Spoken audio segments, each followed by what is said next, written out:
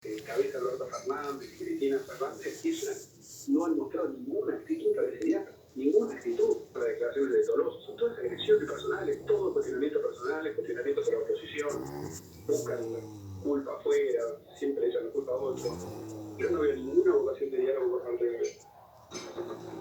Bueno, también el juego de Rodríguez Larreta es no enfrentarse con los sectores más duros que promueven todo esto. Que están adentro de su partido, pero a quienes él no quiere confrontar. Pero ¿cómo? Entonces pasa la pelota. Pero está jugando.